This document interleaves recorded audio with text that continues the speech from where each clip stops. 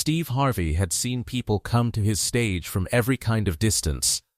He had seen families drive through the night from states away. He had seen a grandmother fly standby from Honolulu because standby was what she could afford, and she had been on 3 waiting lists and made it on the 4th.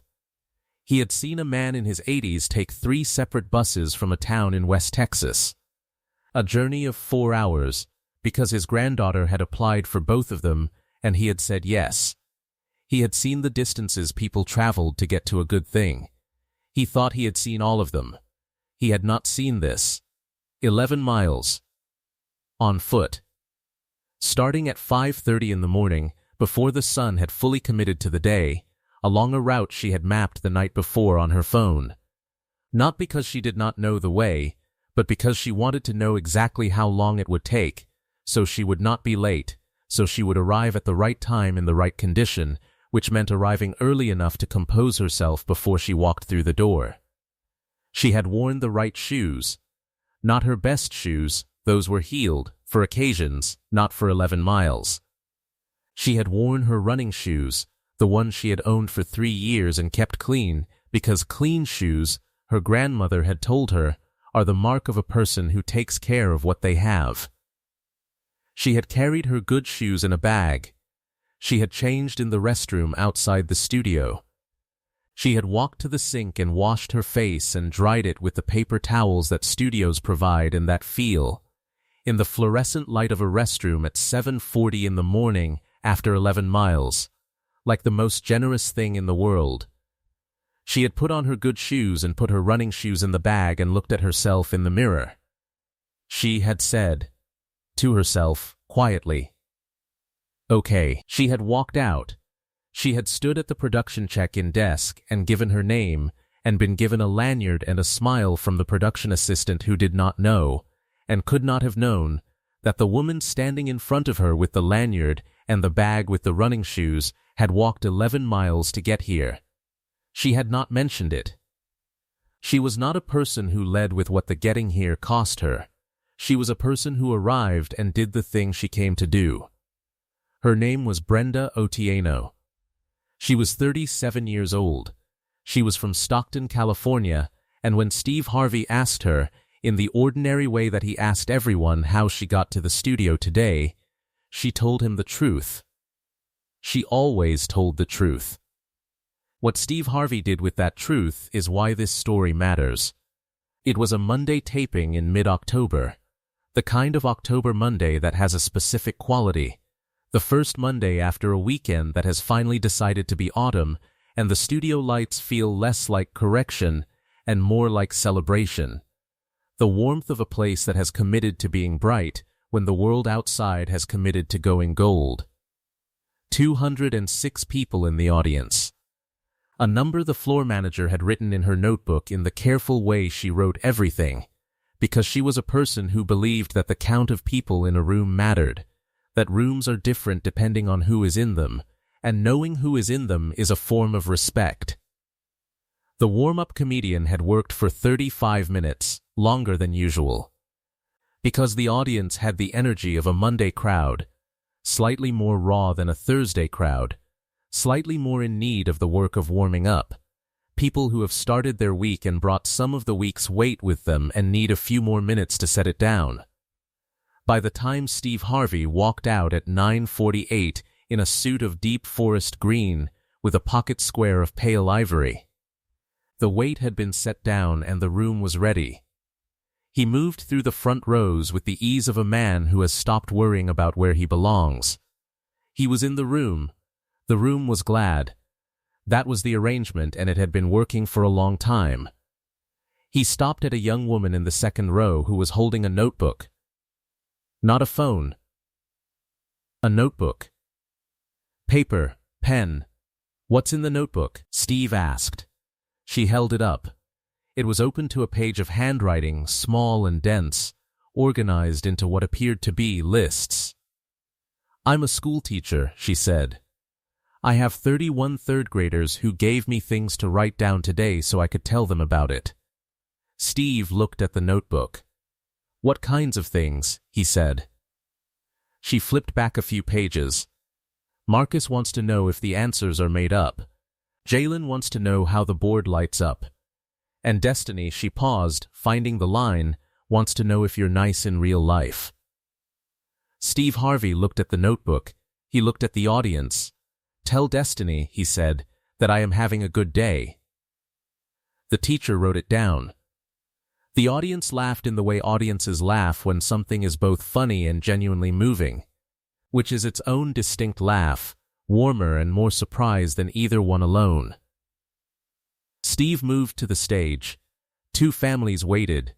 On the left side, the Foster family from Flint, Michigan, 5 members, anchored by a woman named Beatrice Foster who was 64 years old and had the quality of a woman who has organized every important event in her community for 40 years and approaches a game show with the same planning and the same expectation of success. Her husband Lawrence, 67, was tall and slow-moving in the way of a man who has learned that slowness is not the same as lateness, and that the people who rush through rooms miss most of what the rooms contain. Their daughter Vanessa, 38, was fast and precise. 2 cousins, Gerald and Tamara, rounded out the group. On the right side, the Otieno family from Stockton, California, 5 members. A young man, Jerome, 24, who stood at the right edge of the family's row, with the contained alertness of someone who is the youngest adult in a family and has grown up watching the others and has therefore become very good at reading a room. A teenage girl, Kezia, 16, who was Jerome's sister and who had the posture of a girl who is taller than she expected to be and has not yet fully inhabited the height. An aunt, Miriam, 52, who had the specific energy of a family member who has been recruited to fill a spot and has committed to the recruitment with more enthusiasm than was perhaps strictly necessary.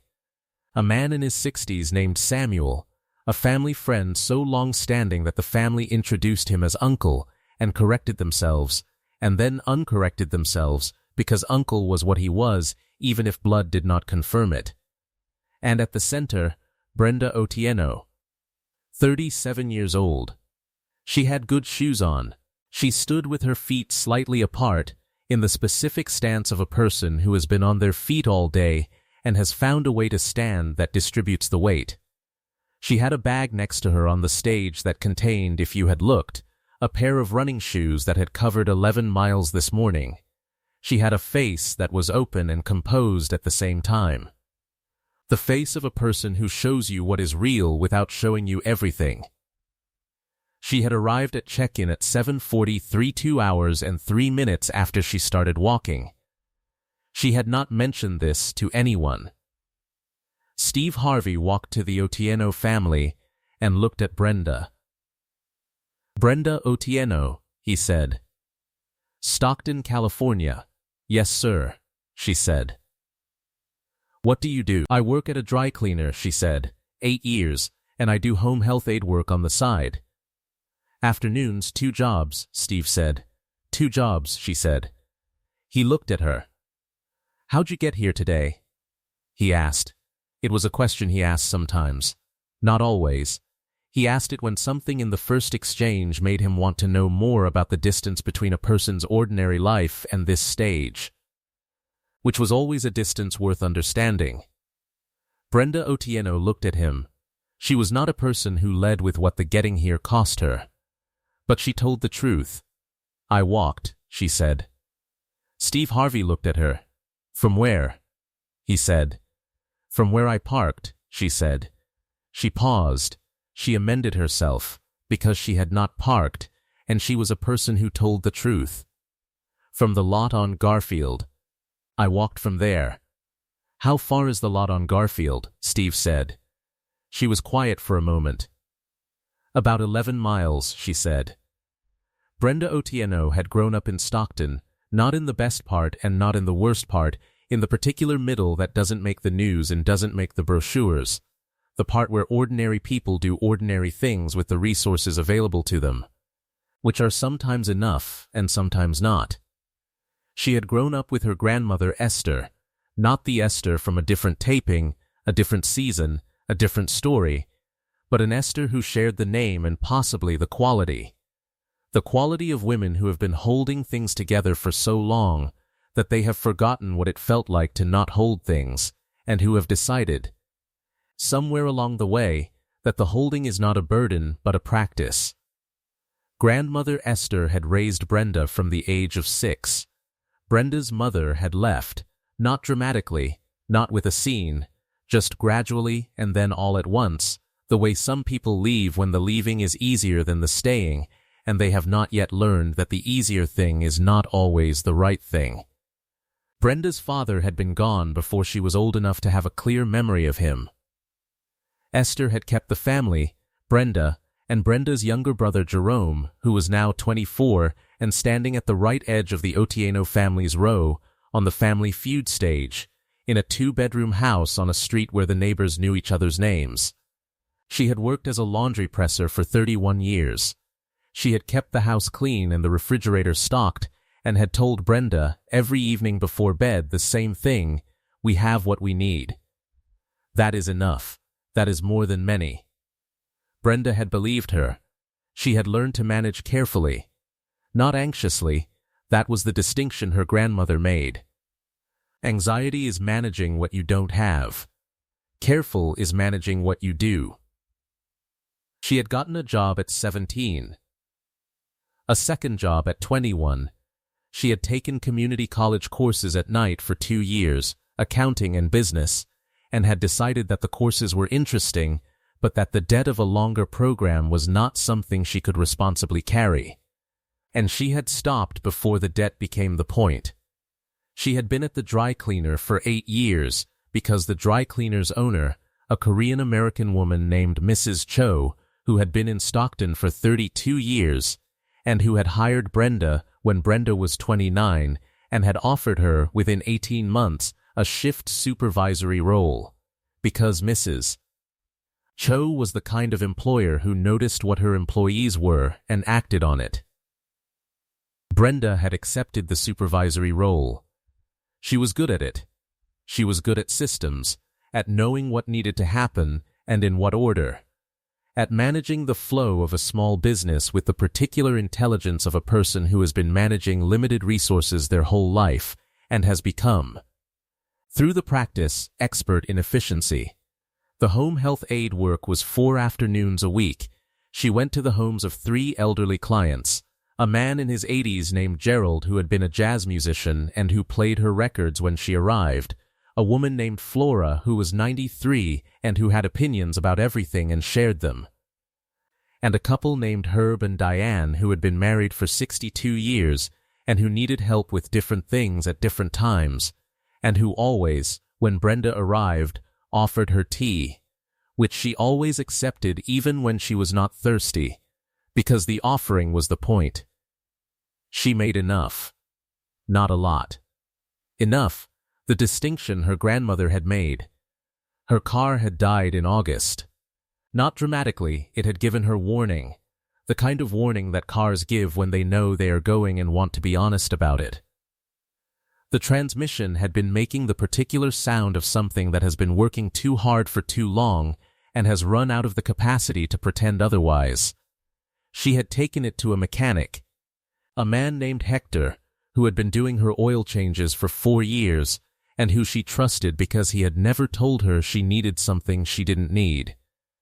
Hector had told her in September that the transmission was done and that the repair would cost more than the car was worth.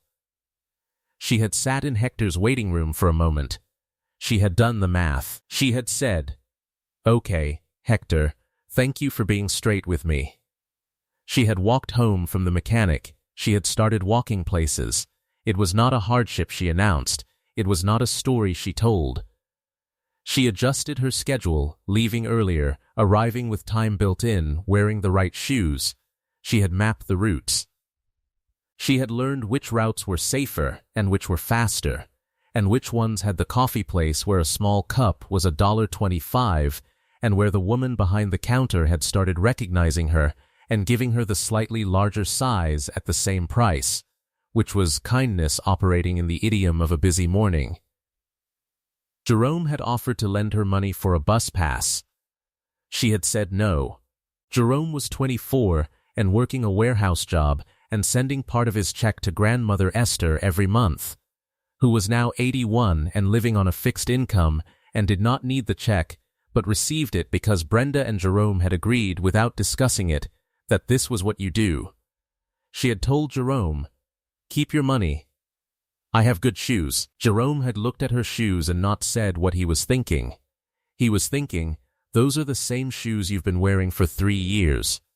He had not said it. The application for Family Feud had been submitted by Kezia, 16, Jerome's younger sister, Brenda and Jerome's younger sister, who had done it as a school project. Technically, the school project had been about persistence and its rewards. The teacher had assigned it with the expectation that students would interview someone or write an essay. Kezia had applied for her family to be on a game show and had written 1 page about the application process and had received a B+, which she accepted. When the callback came, Brenda had sat with it for 4 days. Jerome had said, "We should go." Brenda had said, "It's far." Jerome had said, "I know." Brenda had said, "There's the travel." Jerome had said nothing because he knew about the car and knew about the bus pass and did not know yet what she was going to decide. She had decided on a Thursday evening, sitting at her kitchen table after the afternoon aid shift, doing the math on a piece of paper.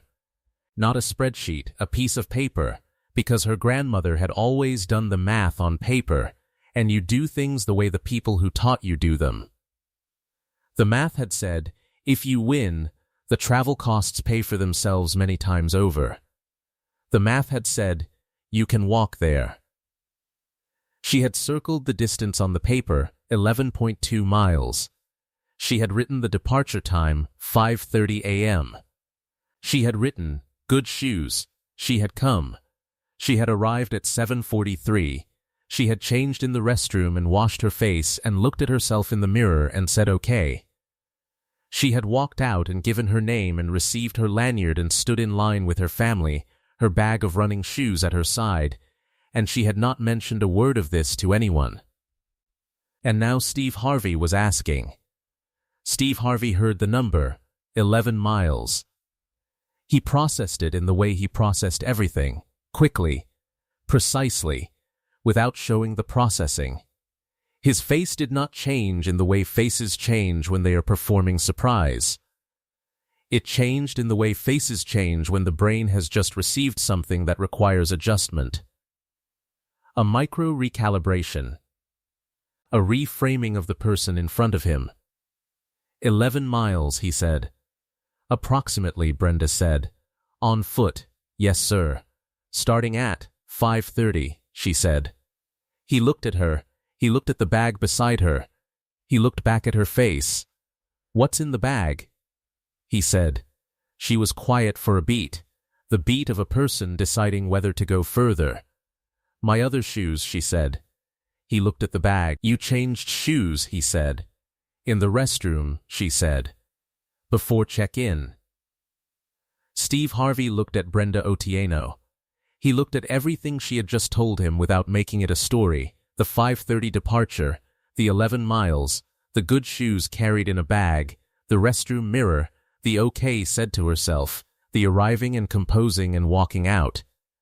She had told him all of this in factual pieces, answering questions, not performing humility and not performing hardship. Just answering.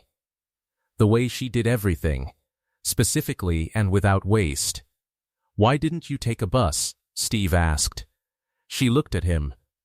She was not a person who led with what things cost her. But she told the truth. I couldn't afford it this week, she said. My car died in August. I've been walking mostly. Today I walked here. She paused. She added, because it was true, it wasn't bad. Good morning for it. The room had been going through something in the last 30 seconds that the audience could feel without quite naming. The low ambient noise of a studio in operational readiness had not dropped, but it had changed in quality. The way the sound of a room changes when something true has been said in it. When the ordinary noise continues, but something underneath it shifts. Steve Harvey heard the shift. He had been in enough rooms to hear it. He stood very still. Behind him, on the left side of the stage, Beatrice Foster had folded her hands in front of her. In the family section, Jerome was looking at his shoes. Kezia, 16, was looking at her sister with the expression of a teenager who has just understood something about a person she thought she fully understood. Miriam, the recruited aunt, had stopped fidgeting. Samuel, the uncle not by blood, was looking at Brenda with the expression of a man in his 60s who has watched this woman for long enough to know that she is going to be fine and who is. Right now, furious on her behalf in the specific quiet way of a man who does not make a scene but is absolutely making something. Steve Harvey looked at Brenda. "Did your family know," he said, "that you walked?" She glanced at Jerome. Jerome, still looking at his shoes, said, "No." Just the one word. Flat and honest and loaded with whatever a 24-year-old brother feels when he learns that his sister walked 11 miles at 5:30 in the morning to arrive at a television studio and changed her shoes in the restroom and said nothing. "Brenda," Steve Harvey said. She looked at him. "Can I ask you something?" "Yes, sir." "Why didn't you tell them?" She thought about it. She thought about it with the care she gave things, not performance, just actual thought. "Because they would have worried," she said. "And the worry wouldn't have changed anything." The walk was the walk. She said it simply. The way her grandmother talked about having what you need. The way she talked about things that were true and practical and did not require elaboration. Steve Harvey looked at her for a long moment. He looked at the production staff at the edge of the stage. He looked at the audience, at the school teacher with the notebook in the second row, at the 206 people who had arrived this morning in cars and ride-shares and buses and planes, and one of them on foot for 11 miles before 6 in the morning. He said, to the room, "We're going to do something different today." "We're going to do something different today," Steve Harvey said. He said it to the room. He said it with the specific quality of a man who has decided something and is done deliberating about it and is now in the phase of executing it. He walked to the edge of the stage. He spoke to his producer, a woman named Carrie who had worked with him for 6 years, and who had over 6 years developed the particular skill of reading the difference between Steve Harvey being a television host and Steve Harvey being a person, which were different things, and right now he was a person. He spoke to her for 2 minutes. She listened. She nodded twice. She made a call on her headset. She looked back at Steve and gave him the nod that meant, "Go." Steve walked back to center stage. He looked at Brenda. "You work 2 jobs, he said. "Yes, sir." 8 years at the dry cleaner. 8 years, afternoons as a home health aide. 4 afternoons a week, she said. 3 clients. "And you walked 11 miles this morning," he said, "at 5:30, in the dark." "The sun was up by the time I got here," she said. "More or less." The room made a sound. The sound of 206 people receiving something they were not sure how to receive. The combination of something hard and something matter-of-fact. The way Brenda delivered every fact, without asking for anything in return for it. "Let me tell you something," Steve Harvey said. He looked at the audience. "I grew up in Cleveland. I grew up in a house where we did not always have what we needed. I slept in my car. I know what it is to look at the distance between where you are and where you're trying to get, and to walk it, literally, because the walk is what you have." He paused. "I know that walk." He turned back to Brenda. "And I know the thing you did this morning," he said. "The thing where you don't tell anybody. The thing where you do the hard part in private so the people who love you don't have to carry the weight of knowing about it." He looked at her directly. "I know that move. I have made that move." He paused. "It is a move made by people who have been managing alone for a long time and have gotten very good at it and are privately exhausted by it and would never say so." Brenda Otieno looked at Steve Harvey. She was very still. Not the stillness of a person withholding, the stillness of a person receiving something that has been accurately said. "I'm not trying to make your walk into something for television," Steve said. He said it plainly, with the awareness that this was exactly the situation in which someone might do that, make a person's difficulty into a narrative for an audience, and the awareness that doing so would be the wrong thing, and the commitment not to do it. "I'm not doing that. What I'm doing is making sure that what you did this morning is met with something. That it doesn't just pass unacknowledged." He looked at Carrie. She was on her headset. She nodded at him. He turned back to the audience. "We're going to take 10 minutes, he said, "while we sort some things out. And then we're going to play this game, and this family is going to play it and win it or not win it, based entirely on their ability to answer questions about what people say, which is the only fair way to play." He looked at Brenda. "But first, we're going to do something. Okay?" Brenda looked at him. She was 37 years old. She had 2 jobs and a grandmother on a fixed income and a brother who sent money home and a bag with running shoes in it, and she had walked 11 miles and changed her shoes in a restroom and said okay to her mirror. And she was standing on a television stage being looked at by a man she had watched on television for years, and who was now looking at her the way people sometimes look at you when they have seen something in you that you have not seen in yourself, or have seen and have not been accustomed to having others see. She said, "Okay." She said it the way she always said it, without excess. The 10 minutes became 15. In those 15 minutes, Steve Harvey did the thing. Not in front of the cameras, not for the audience. He went to a quiet area with his phone and he made calls, and he did not narrate the calls or perform the making of them, and when he was done he came back and he sat at the edge of the stage, legs hanging off, like a man sitting on the edge of a dock, and he waited for Carrie to finish her end of what they had set in motion. The audience waited. The schoolteacher with the notebook was writing.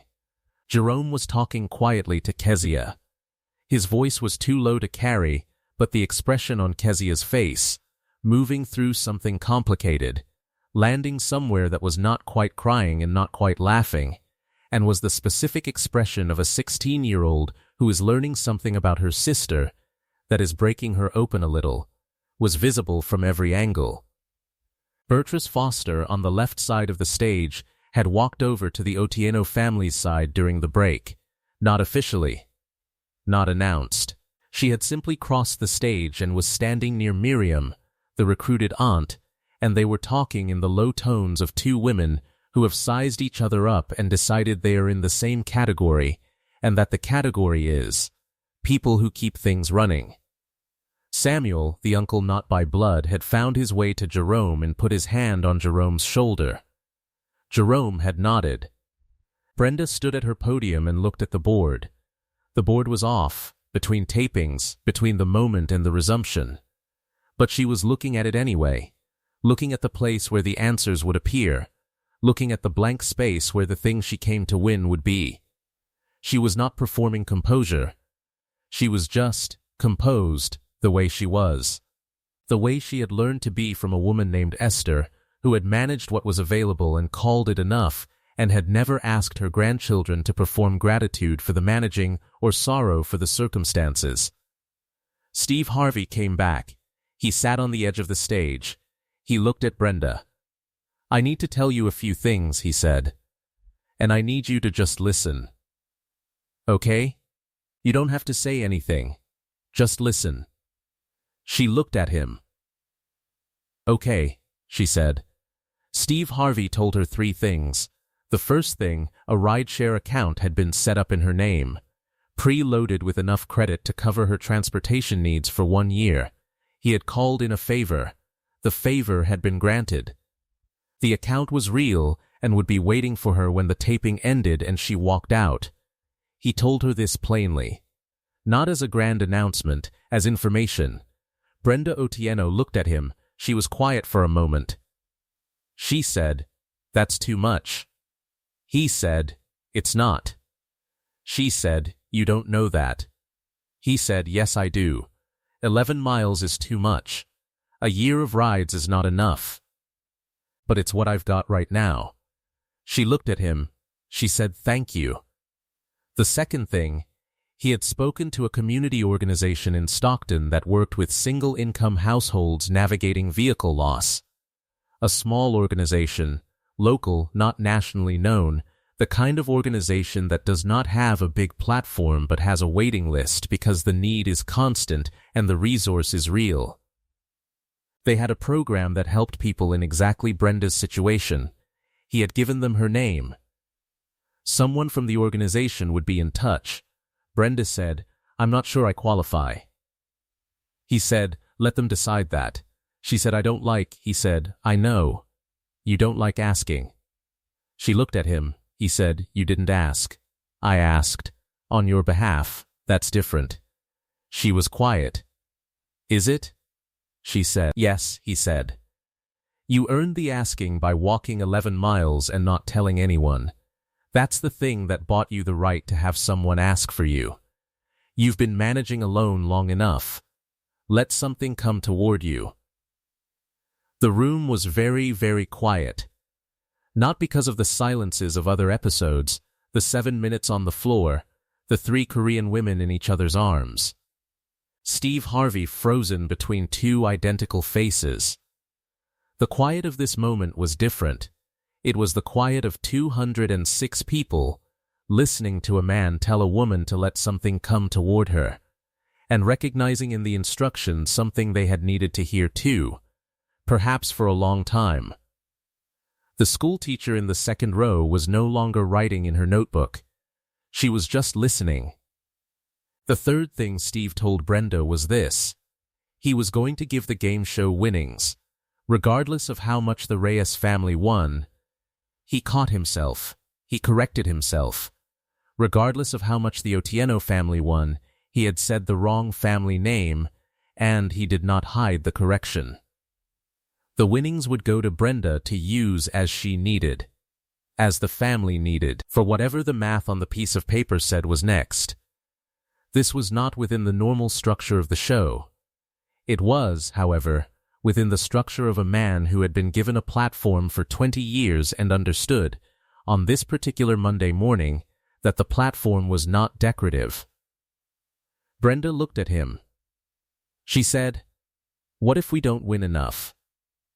He looked at her. He said, "What would be enough?" She thought about it. She actually thought about it, the way she thought about things, as a practical calculation, not a wish. "A car," she said. "A reliable one. Not new. Reliable, something that can do 5 years." She paused. "And some breathing room. 6 months of breathing room in the budget. So I'm not always doing the math right at the edge." Steve Harvey looked at her. He said, "We're going to get you there." She looked at him. She was 37 years old, and she had grown up being told, "We have what we need. That is enough. That is more than many." She had believed it. She had lived it. She had managed carefully, not anxiously, the way her grandmother taught. She had never in 37 years been told, "We're going to get you there." She did not cry. She was not a person who cried in public. She pressed her lips together. She nodded. Once, the room understood what the nod meant. On the stage floor, Kezia, 16 years old, the one who had submitted the application as a school project about persistence and its rewards, was sitting in the family section with her hands pressed flat on her knees and looking at her sister with the expression of someone who is watching their project achieve a result they did not fully anticipate. Then something happened that Steve Harvey had not planned. Jerome Otieno, 24 years old, came off the family section. He walked to where his sister was standing at the podium. He stood in front of her. He said, without preamble, without apology, without any of the guardedness of the 24-year-old who had been looking at his shoes, "I knew about the car. I didn't know about the walk. I would have figured something out." Brenda looked at her brother. "I know," she said. "You should have told me." "I know," she said. "I didn't want you to worry." Jerome looked at her. "You said that," he said. "That the worry wouldn't change anything." "It wouldn't have," she said. "It would have changed that you were alone in it," he said. The room heard this. The room received it the way the room received things when they were true and plain and said by a 24-year-old who did not yet know how unusual it was to say true, plain things in public. Who would learn eventually but who had not yet learned, which meant he just said them. Brenda looked at her brother. She said, "Okay." She said it differently this time. Not the okay of the mirror, not the okay of managing, the okay of a person who has been told something true and is taking it in. "Okay," she said again. Softer, Jerome went back to the family section. Steve Harvey, who had been standing to the side of all of this, looked at the production team. He looked at the audience. He said, "Let's play." The Otieno family played with the specific quality of people who have been given something and are now in the position of being able to give something back, to themselves, to each other, to the room. Brenda played with the mathematical precision of a woman who has been managing systems for 8 years, and who approached every face-off question the way she approached a scheduling challenge at the dry cleaner, not as a puzzle but as a known set of variables waiting to be correctly arranged. She buzzed when she was certain. She passed when she wasn't. She did not miss. Jerome played with the motivated competitiveness of a 24-year-old who has just had an emotional encounter with his sister in front of 206 people and is channeling everything into the buzzer. He was fast and occasionally wrong, and one time was wrong in the specific way that made Steve Harvey look at him and say, "Son, what was that?" And Jerome said, "A mistake," and Steve said, "We are in agreement," and the room laughed in the relieved, real way of people who have been holding something heavy and have been given permission to set it down momentarily. Kezia played, when her turn came in round 4, with the composed precision of a 16-year-old who has decided that she is in this, that she is not the youngest here who is also the reason this whole thing is happening, that she is going to be excellent today. She was excellent. She hit a number 2 answer and a number 3 answer in consecutive questions and was visibly, privately pleased with herself and less private about it than she intended. The Foster family played beautifully. Beatrice was organized and fast. Lawrence was slow and accurate. Vanessa was the fastest buzzer in the room. The cousins, Gerald and Tamara, were solid and reliable in the way that family members who are recruited are sometimes better than the anchors because they have less to lose and therefore buzz in without hesitation. It was a close game. By round 5, the gap was 11 points. The Fosters were ahead. Round 5 face-off, Brenda and Vanessa Foster. Steve Harvey stood between them. He looked at the card. He looked at Brenda. "Name something people do when they've been on their feet all day," he said. Brenda's buzzer. Before the last word formed, "Take their shoes off," she said. The board turned. Number 1 answer, 53 points. The room did not make the sound it would have made if this were an ordinary episode, where a number 1 answer produces a clean, specific cheer. The room made a different sound. The sound of 206 people who knew what was in the bag beside the podium and who knew what the shoes had done this morning, and who received this particular number 1 answer as something that was 2 things at once, correct and also true in a way that went past the survey. Steve Harvey looked at the board. He looked at Brenda. He looked at his shoes. He said, "I was going to say that." He said it quietly, as a joke and not as a joke simultaneously. The room made the sound again, the warmer version. The Otienos played the round. They extended the lead. By round 6, the Otienos were ahead by 27 points. The Foster family played their best round 6. Beatrice hit 2 number 1 answers. something the production team later noted had not happened in a single round that season, but the gap held. The Otienos reached Fast Money. The moment had arrived. Fast Money was Brenda and Samuel, the uncle not by blood, who had the particular combination of being 60-something and having watched people his whole life, and having been, in both those capacities, a very good observer of what people do and say and want. Samuel went first. He went to the podium with the deliberate pace of a man who has made his peace with deliberateness and is not going to be rushed by 60 seconds. He answered 4 of the 5 questions correctly, and on the 5th gave an answer that was not on the board, but was, as Steve Harvey said, philosophically indisputable. His score, 129 points. Brenda stepped up. She stood at the Fast Money podium. She had walked 11 miles this morning. She had changed her shoes in a restroom. She had said okay to her mirror. She had said okay to Steve Harvey. She had said a different okay to her brother. She answered all 5 questions in 35 seconds. She did not repeat Samuel's answers. She did not miss.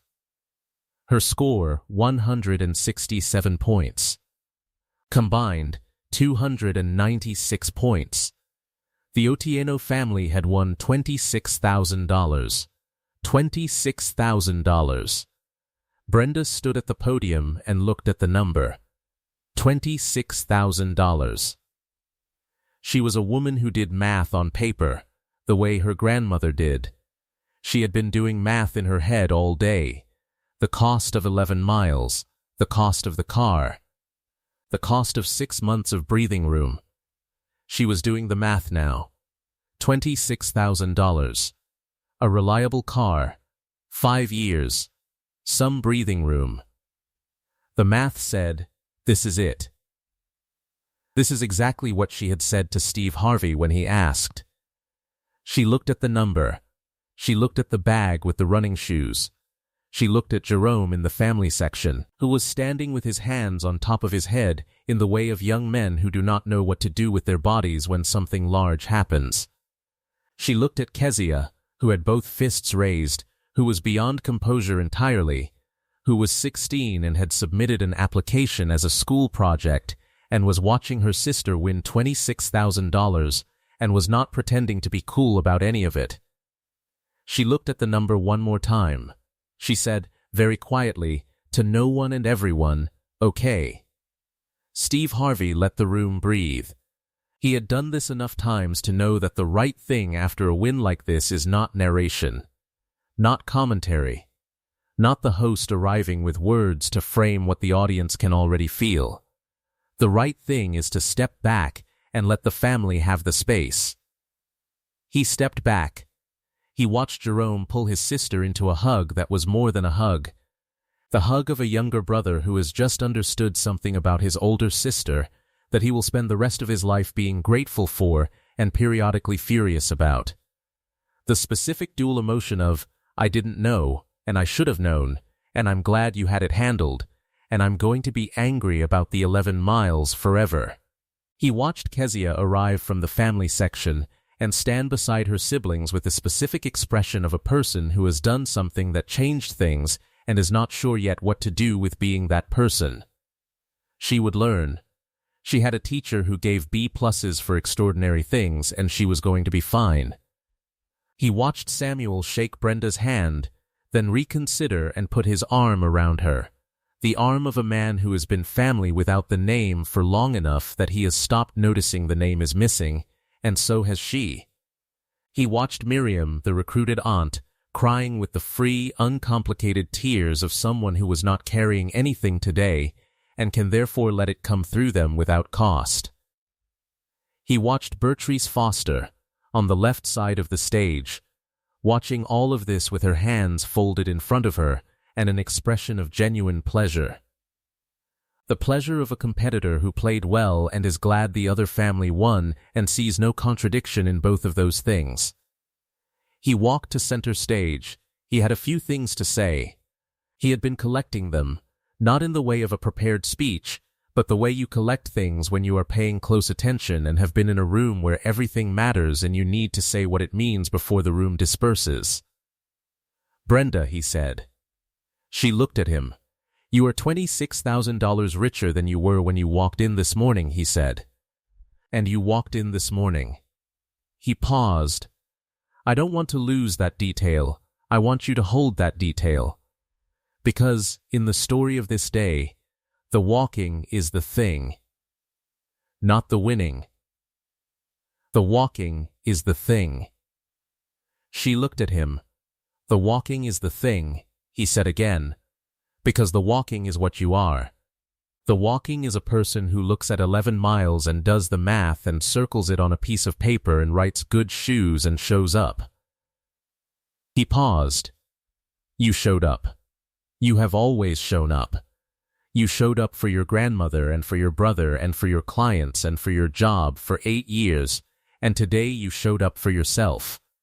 4 hours on foot before most people have set an alarm. He looked at the audience.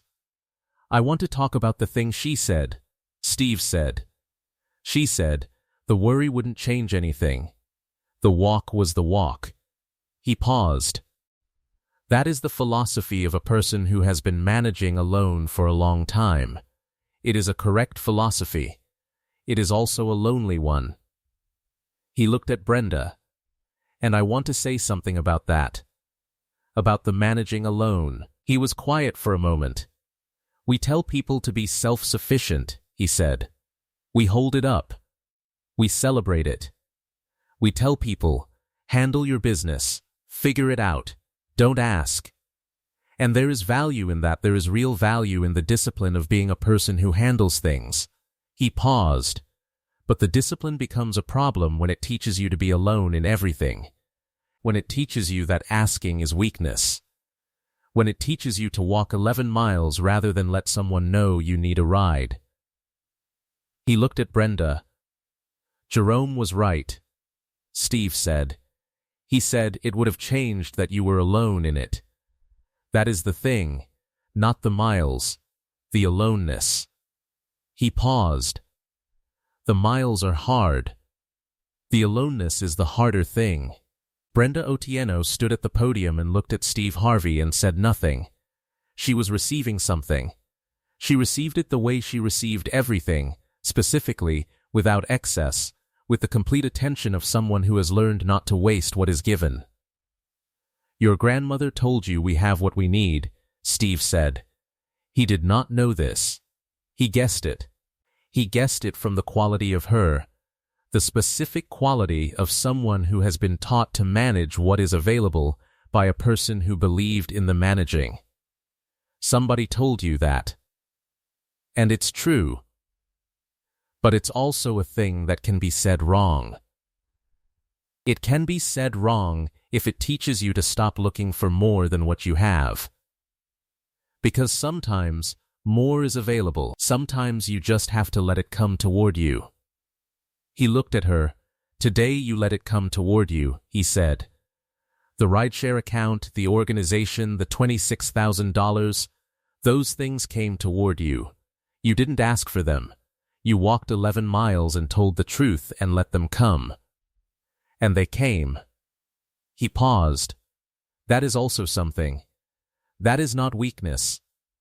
That is a different kind of strength, the strength of being visible, of letting your reality be seen, of not managing it alone. He looked at the audience. The walk was the thing, he said, but letting the walk be seen was also the thing. Both of those things. He paused, hold on to both. He looked at Brenda one last time. You said okay this morning, he said, when you looked at yourself in the restroom mirror. I don't know that. But I know you. And I know you said okay. He paused. Are you okay? Brenda Otieno looked at Steve Harvey. She said, yeah. She said it with a smile. It was the first full smile of the day. Not managed, not contained, not the expression of a person performing well-being, just the smile of a woman who has had a morning and has arrived somewhere on the other side of it. Yeah, she said. I'm okay. Brenda Otieno did not walk home from the studio. She took a rideshare. The first one. She sat in the back and looked out the window and did not talk to the driver, who understood from her expression that today was a day for quiet and gave her the quiet, which was its own form of kindness. Jerome in the seat beside her looked out his window. After a while he said, "You were going to walk back too, weren't you?" She said, "I had good shoes." He said nothing for a long moment. Then he said, "Bren." She said, "I know." He said, 11 miles. She said, "The sun was up by the time I got there." He said, "That's not the point." She said, "I know." He said, "You should have told me." She said, "I know that now." He said nothing. She reached over and put her hand on his arm briefly. The specific brief gesture of siblings, not demonstrative, not performed, just contact, just, "I hear you, I'm here, it's okay." The rideshare reached Stockton. It reached the street where Mrs. Cho's dry cleaner was. They passed it. Brenda looked at the window with the name on it and the hours posted and the specific familiar sight of a place she had been going every morning for 8 years, and she thought about tomorrow morning, about the route she would not walk, about the calculation she would not have to make. She thought about grandmother Esther. Esther was 81. She had been told about the show the week before, told that they were going, not told about the car, not told about the walk. Brenda had called her the day before, "Grandma, we're going tomorrow," to the show, and Esther had said, in the voice that had managed everything for 40 years, "Good, wear your good shoes." Brenda had smiled at the phone. She had said, "I will." The episode aired 7 weeks later. Grandmother Esther watched it in her living room in Stockton on the same street where she had raised Brenda and Jerome, in the same house where Brenda had grown up, on a television that Brenda had bought her for her 78th birthday because the old one had finally given up. Esther watched the episode from beginning to end without speaking. She watched Brenda answer Steve Harvey. She watched herself named as the origin of the things Brenda was. When it was over, she sat for a while. Then she called Brenda. Brenda answered on the first ring. Esther said, "You wore the good shoes." Brenda said, "I told you I would." Esther said, 11 miles. Brenda said, "The sun was up." Esther was quiet for a moment. She said, "Baby." Just that. The same word she had used for 37 years. The same word that meant, "I see you. I have always seen you. You are more than what the circumstances have required you to be. You have always been more." Brenda said, "I know, Grandma." Esther said, "Come for dinner Sunday." Brenda said, "I'll be there." She took the rideshare. The $26,000 went to the specific uses she had named to Steve Harvey on the stage.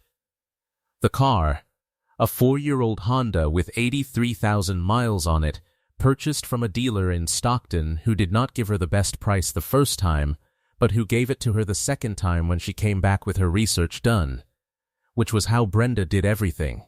Researched, specific. Ready.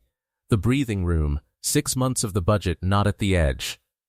The yellow cells, not her yellow cells. She did not have a spreadsheet. She had a piece of paper. The non-negotiable items were the same. But the margin was wider. The math was not as close. The remainder, a portion to grandmother Esther, who refused it, and then accepted it in the specific way of an 81-year-old woman who has managed alone for 40 years and has been told by her granddaughter that letting something come toward you is also a kind of strength. She accepted it without making it a thing. She put it in the account she kept for the things that might be needed and did not think about it again, which was her form of receiving. A smaller portion to the community organization in Stockton that Steve Harvey had called. Not because she had been enrolled in their program. She had been, and the program had helped, but because she understood, after enrolling, that there were people behind her on the same street, with the same math, who had not yet found the program. She gave what she could. It was not a lot. It was what she had. The school teacher in the second row, the one with the notebook, the 31 third graders, the question about whether Steve Harvey was nice in real life, watched the episode with her class.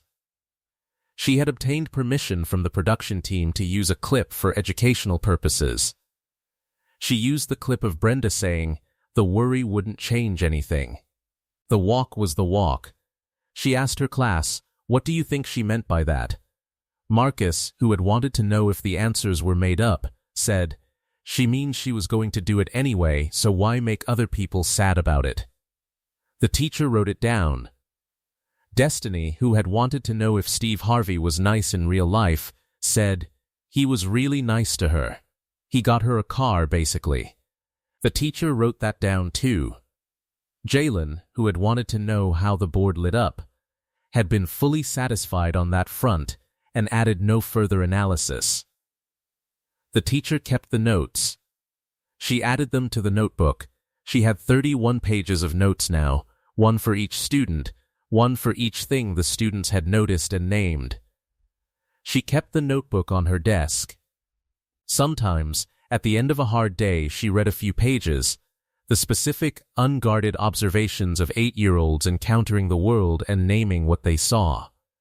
Marcus, she was going to do it anyway, so why make other people sad about it? She thought about this sometimes. She thought about the people who do the hard thing in private so the people they love do not have to carry the weight of knowing about it. She thought about what it costs. She thought about the different strength of letting the walk be seen. She thought about the shoes.